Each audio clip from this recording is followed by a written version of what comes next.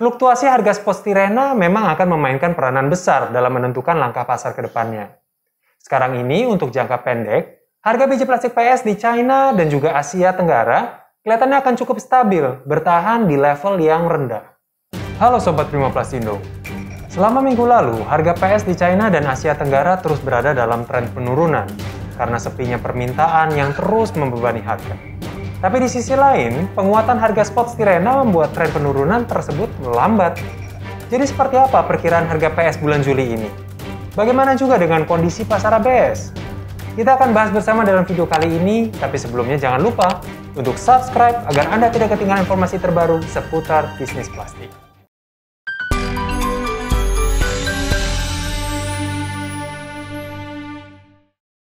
Pasar PS di Asia sudah mengalami penurunan selama 6 minggu terakhir ini, dan penyebab utamanya adalah permintaan yang berada di level yang cukup rendah, tertekan oleh gelombang baru merebaknya COVID-19 yang memaksa banyak industri manufaktur dan pabrik plastik untuk menekan aktivitas produksi mereka.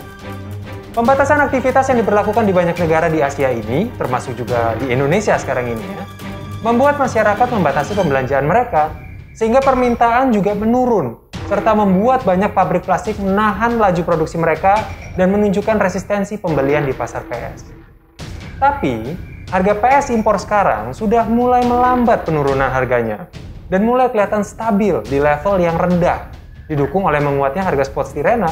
Apalagi saat ini, di China, beberapa pemasoknya mulai menaikkan penawaran harga GPPS mereka di pasar lokal sana.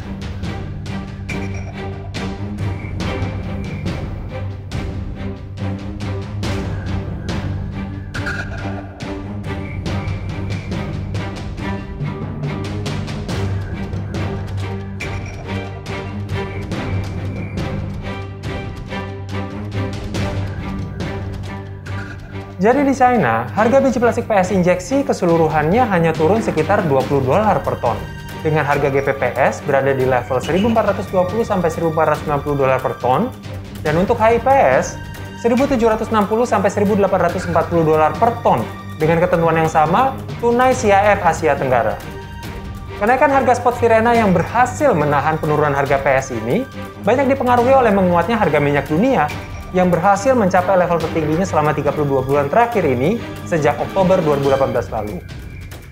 Karena didongkrak kenaikan harga minyak, harga spot stirena di Asia dilaporkan naik sebesar $75 per ton secara kumulatif, menjadi $1.240 per ton CFR China dan $1.220 per ton FOB Korea. Harga minyak dunia minggu lalu ditutup menguat 2% karena pasokan Amerika yang semakin menipis dan kelihatannya ada kenaikan permintaan dari China dan juga India. Sehingga pada Sabtu tanggal 10 Juli lalu, harga minyak berjangka WTI untuk pengiriman Agustus ditutup menguat $1.62 ke level $74.56 per barelnya. Sedangkan untuk minyak mentah berjangka Brent juga naik sebesar $1.43 ke angka $75.55 per barelnya. Tapi walaupun harga pasar PS kelihatannya menguat, kondisi pasar ABS kelihatannya bertolak belakang dengan pasar PS, dengan penurunan harga yang masih belum terbendung sampai saat ini. Terpaan gelombang baru COVID-19, terutama untuk varian Delta yang memukul banyak negara di Asia, memperparah tingkat konsumsi konsumen akhir pasar ABS, membuat permintaan dan penyerapan produk jadi yang menggunakan bahan plastik ABS merosot tajam.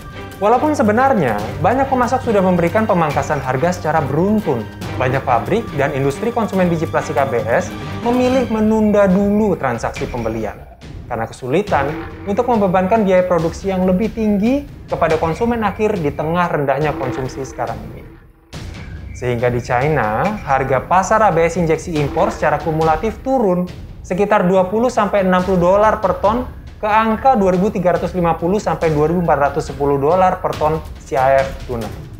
Sedangkan untuk area Asia Tenggara, harga pasar ABS injeksi impor secara kumulatif turun juga, sekitar $40 sampai $60 per ton ke angka $2.360 sampai $2.420 per ton CIF tunai.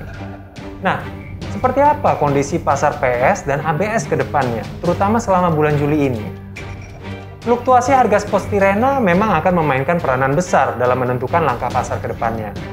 Sekarang ini untuk jangka pendek, harga biji plastik PS di China dan juga Asia Tenggara kelihatannya akan cukup stabil, bertahan di level yang rendah.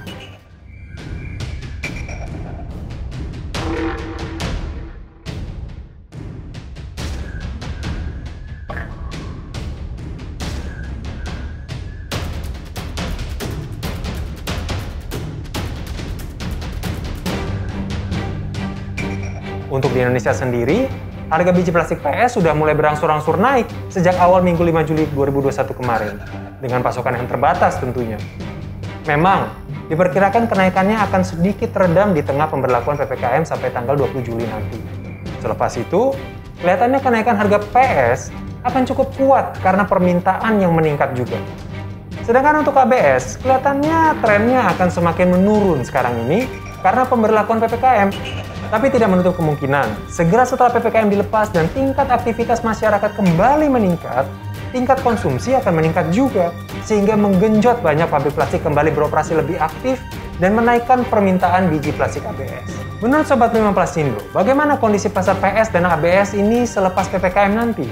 Apakah kenaikannya akan cukup tajam atau signifikan?